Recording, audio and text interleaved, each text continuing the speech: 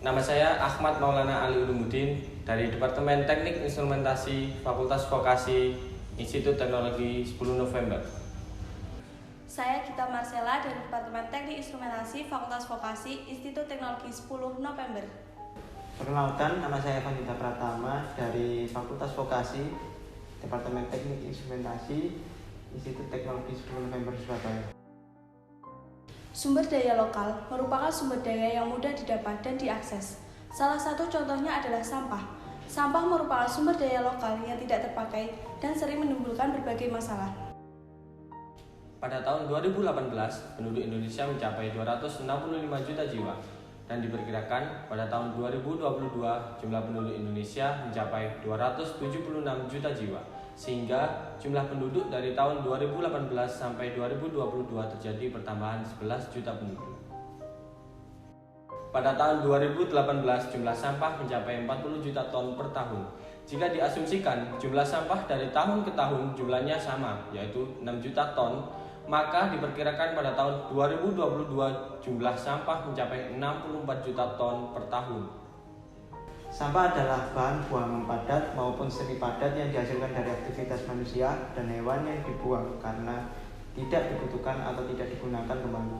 Menurut Suprihatin, berdasarkan asalnya, sampah padat dapat digolongkan menjadi sampah organik dan sampah anorganik. Banyaknya jenis sampah, terutama sampah organik, jika tidak dikelola dengan optimal, akan berdampak pada banyak aspek, seperti pada aspek ekonomi. Yang pertama, memerlukan biaya yang tidak sedikit untuk pengangkutan sampah ke TPA dan pengolahannya. Yang kedua, aspek lingkungan, mengakibatkan tercemarnya lingkungan seperti saluran irigasi dan lain-lain. Yang ketiga adalah aspek kesehatan, mengakibatkan berbagai penyakit seperti diare, demam tifoid, kolera, tetanus, dan juga shigellosis. Salah satu pengolahan sampah yang mudah diterapkan di masyarakat adalah budidaya BSF. BSF dapat mendegradasi 80% sampah organik padat maupun cair dengan memanfaatkan larvanya yang akan mengekstrak energi dan nutrien dari sampah sayuran, sisa makanan, bangkai hewan, dan kotoran sebagai bahan makanannya. Larva BSF mampu mengkonsumsi sampah makanan dalam jumlah besar, lebih cepat dan lebih efisien dibanding spesies lain yang diketahui.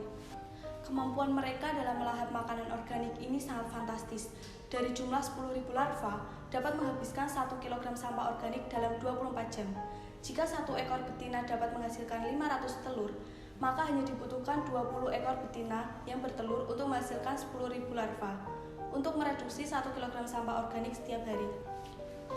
Larva BFS ini juga memiliki nutrisi yang baik. Kandungan protein dan asam amino yang lengkap dimiliki oleh larva BSF. Dan hal ini menjadikannya digunakan sebagai sumber pakan alternatif yang baik bagi sejumlah hewan ternak seperti jenis unggas dan ikan, serta sejumlah binatang peliharaan seperti iguana, burung, berkicau, dan sebagainya. Larva BSF akan bertumbuh dengan optimal pada temperatur sekitar 29-33 derajat dan tingkat kelembapan sekitar 29%-33%. Sedangkan dengan kondisi cuaca di Indonesia yang tidak menentu, maka akan sangat mempengaruhi pertumbuhan larva tersebut. Oleh karena itu, kami membuat alat budidaya larva Black Soldier Fly dengan metode Automatic Control System sebagai solusi dari permasalahan tersebut. Pada desain alat ini dibagi menjadi dua bagian, yaitu bagian kandang larva BSF dan akuarium ikan. Larva Black Soldier Fly dapat mengolah sampah organik dengan baik, karena sampah organik merupakan makanan larva ini. Ketika sudah masuk dalam masa prepupa, larva akan naik ke atas untuk mencari tempat yang kering sehingga akan jatuh menuju akuarium ikan dan menjadi makanan ikan.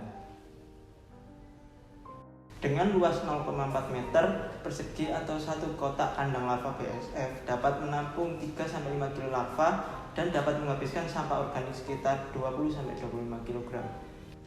Dalam kandang larva ini juga dilengkapi dengan sistem otomatis yang mana akan mengontrol kelembapan dalam kandang.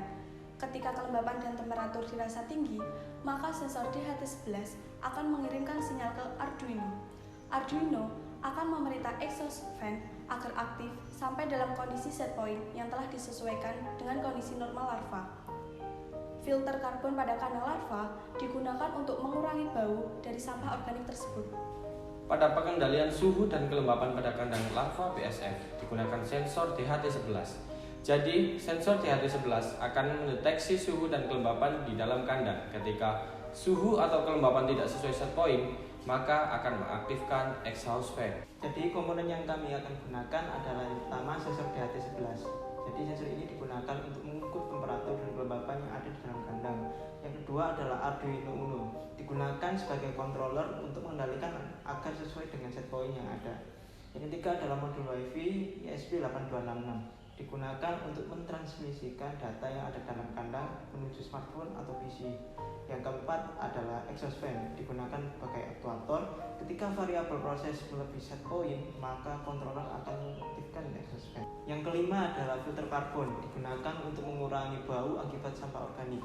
Yang keenam adalah biopen larva Black Soldier Fly sebagai tempat peletakan sampah organik sekaligus menjadi tempat pertumbuhan larva. Dan yang terakhir adalah akuarium ikan sendiri sebagai tempat ikan yang terintegrasi dengan kandang larva BSF.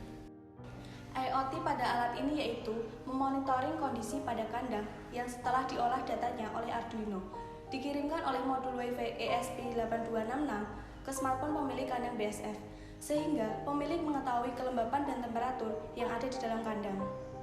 Sistem kontrol otomatis budidaya BSF dapat disimpulkan sebagai berikut. 1. Alat ini yang berupa sistem kontrol otomatis budidaya BSF sebagai solusi alternatif untuk pemanfaatan sumber daya lokal dan mengurangi sampah organik di Indonesia. 2. Alat ini mudah diterapkan di semua wilayah di Indonesia yang memiliki sampah atau limbah organik yang cukup banyak. Demikian presentasi dari kami. Terima kasih atas perhatiannya. Kurang lebihnya mohon maaf yang sebesar-besarnya.